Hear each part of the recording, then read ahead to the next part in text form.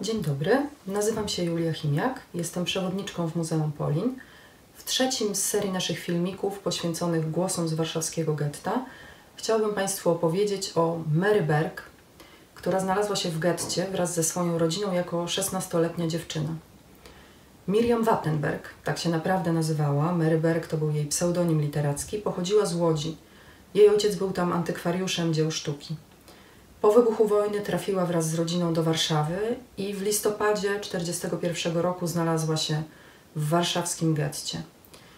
Od początku wojny właściwie prowadzi dziennik, w którym zapisuje swoje przeżycia, swoje obserwacje, zabiegi jej matki i ojca o to, żeby jakoś utrzymać rodzinę.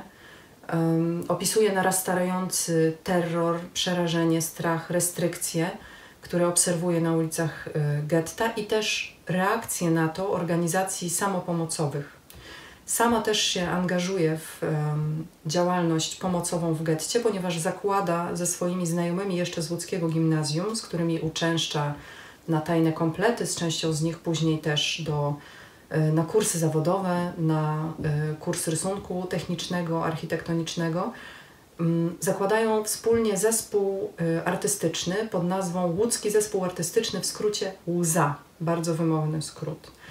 I wspólnie koncertują w teatrach gettowych, prywatnych mieszkaniach. Dochód z tych występów jest przeznaczony na to, żeby pomagać najuboższej ludności getta.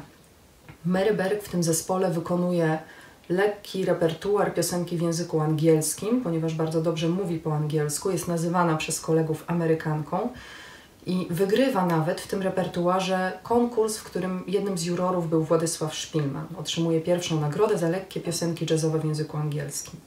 Akompaniuje jej na pianinie Romek Kowalski.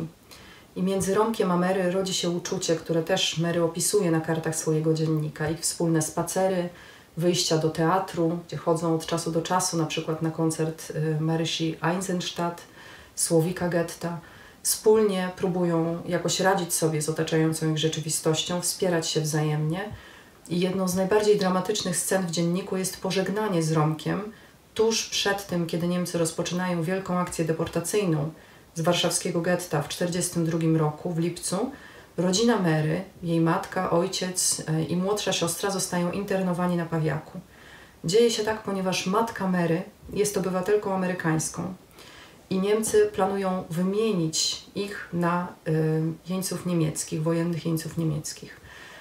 Dzięki temu, że matka była obywatelką amerykańską, Mary wraz z siostrą mogły się też poruszać w getcie jeszcze tylko z amerykańskimi flagami w klapie, bez opasek i widać to m.in. na zdjęciu, które tutaj Państwu teraz pokazuję. To jest zdjęcie pochodzące z pierwszego wydania dziennika Mary Berg, które się ukazało w latach 80. w Polsce.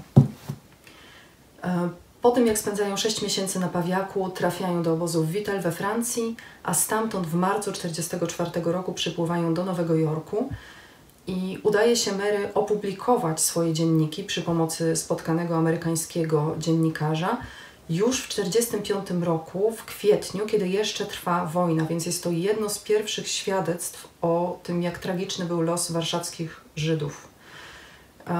Sama Mary w latach 50. znika, nie udziela się publicznie, nie udziela wywiadów, nie spotyka się z dziennikarzami i dopiero w 2013 roku odkryto na jednej z aukcji albumy z jej zdjęciami, ze zdjęciami jej rodziny jeszcze z czasów wojny, przedwojenne zdjęcia też są w tych albumach, a także powojenne już z czasów amerykańskich. I wszystkie te zdjęcia mogą Państwo obejrzeć dzisiaj na stronie Muzeum Holokaustu w Waszyngtonie, a w naszej galerii, w Galerii Zagłada, posługujemy się cytatami z dziennika Mary Berg do tego, żeby opowiadać o życiu kulturalnym w getcie, więc zapraszam też do odwiedzenia naszego muzeum, kiedy już będzie można to zrobić.